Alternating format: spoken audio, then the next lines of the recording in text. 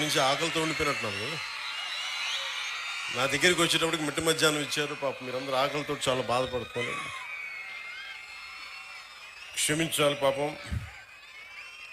ఎదిగే పిల్లలు మీరు సరిగ్గా సమయానికి పెట్టాలి మీకు.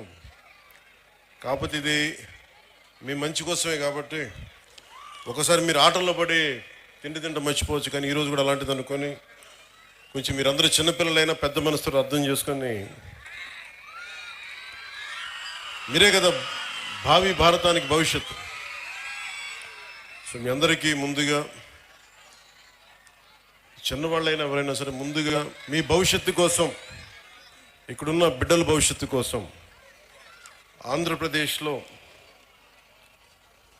దాదాపు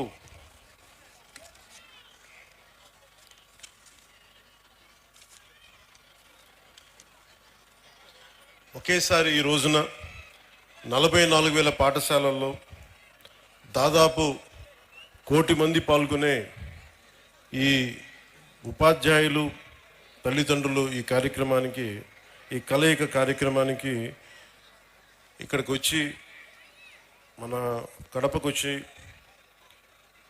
నాకు ఇక్కడికి వచ్చే అవకాశం కల్పించినందుకు ముందుగా గౌరవ ముఖ్యమంత్రి శ్రీ నారా చంద్రబాబు నాయుడు గారికి నా హృదయపూర్వక నమస్కారాలు, ధన్యవాదాలు.